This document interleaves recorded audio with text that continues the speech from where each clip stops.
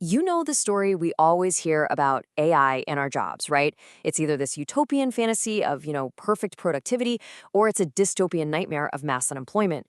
But what if both of those stories are totally missing the point? Let's unpack this and see what's really going on. So, this little poem, believe it or not, it comes straight from the research paper we're digging into today. And it just nails the core idea. When real, messy human workers meet a clean, precise algorithm, something unexpected happens. Yeah, the story is definitely not as simple as we've been led to believe. And this leads us to the big, kind of counterintuitive question of this whole explainer.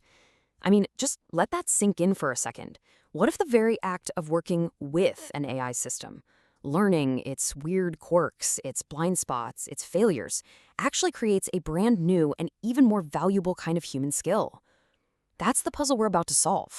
Look, whether you're a total AI optimist or a complete doomsayer, the stories we tell often miss a huge piece of the puzzle.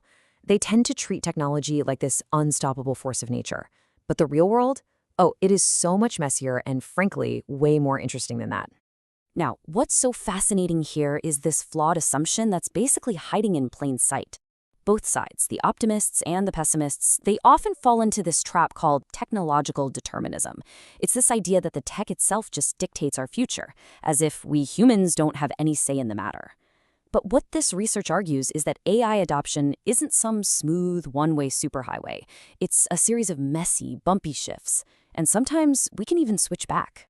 So, to really get our heads around this complexity, the paper gives us this powerful little fable about a fishing vessel called the Pequod IX. Honestly, it's a fantastic way to see how these dynamics play out in the real world. So, let's set sail and see how this story unfolds. So in the beginning, at time zero, we've got the blood and salt era. This is a crew with that deep, hands-on, almost instinctual knowledge of the sea. They're super adaptable, but of course, they're limited by human endurance. Then comes the Leviathan, this powerful, all-in-one AI system. Suddenly, you've got autonomous drones, predictive models, efficiency goes through the roof, and the crew size gets slashed. On paper, it looks like a massive, undeniable win. But as we all know, the real world is not a spreadsheet. The Leviathan system had all these hidden costs. That harsh North Atlantic salt spray, it completely corroded the system's delicate sensors.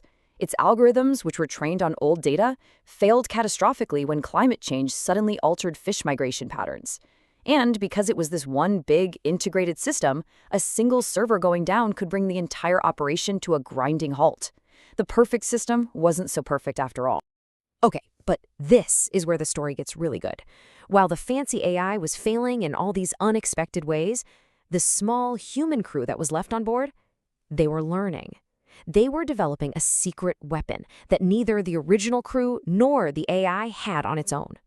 And this is the core idea right here, learning by exposure. We're not talking about formal training in a classroom. This is that gut-level, tacit knowledge you can only get from working with a system day in and day out. The crew learned exactly when the AI was about to mess up. They figured out how to clean its salt-clogged sensors. And most importantly, they knew when to just ignore its recommendations and trust their own damn judgment. They were building a totally new hybrid skill set. So how does this lead to what the paper calls a re-switch? Well, it's basically a four-step process. First, the company adopts the big AI system for efficiency gains. Second, the crew learns all its flaws through that hands-on exposure. Third, they develop these awesome new hybrid skills. And finally, and this is the real kicker, as the AI platform starts jacking up its fees and its failures keep piling up, the company suddenly realizes that this newly skilled crew is actually a more resilient, more cost-effective option. And that enables a switch, not back to the old way, but forward to a new, superior hybrid model. All right, I know what you might be thinking. That's a nice little story, but does this stuff actually happen in the real world? Well, the answer is a big yes. Let's take a look at what went down inside Amazon's warehouses, which followed this exact pattern, almost beat for beat. Think about it. Before 2012, Amazon was in its blood and salt era, manual pickers walking miles and miles every single day. Then came the Kiva robots, their very own Leviathan system. Productivity shot through the roof, but so did worker injuries.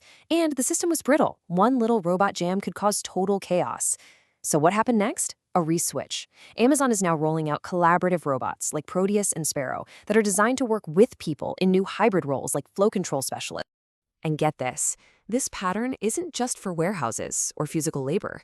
The framework is so powerful, it applies to a completely different field that's facing its own massive AI shock: higher education.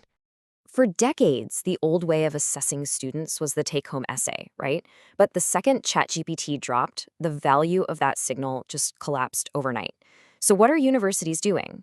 They're reswitching. They're bringing back older techniques like oral exams and creating new hybrid methods like grading a student's entire research process. What's valuable now are the skills that large language models just don't have: real-time reasoning, critical thinking, and the ability to actually defend your ideas on your feet. And this right here is the big aha moment of the whole explainer. Just look at how this table lays it all out. Whether we're talking about a fishing boat, a warehouse, or a classroom, the story is exactly the same.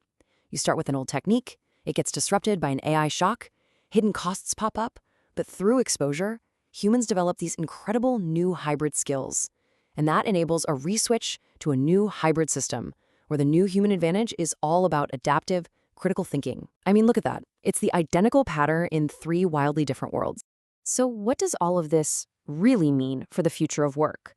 Well, the implications of this framework they're huge. It suggests that workers aren't just passive victims of whatever technology comes along.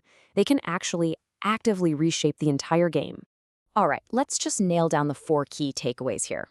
First, worker adaptation is everything. Being exposed to AI doesn't just destroy old skills, it can create new, even more valuable ones. Second, this means the power of those giant tech platforms has limits. The simple fact that a company could switch back to a reconfigured human workforce helps keep them in check. Third, AI's path is not set in stone. It's a messy, unpredictable series of shifts. And finally, and I think this is the most important part, this puts human agency right back in the center of the story where it belongs. So the most crucial point to remember is this: the story of AI is not some monologue being delivered by technology. It's a dialogue. It isn't just about what technology does to us. It's about how we respond, how we learn from it, how we adapt to it, and ultimately how we find new and often surprising ways to be valuable. In the end, the future isn't being written in code.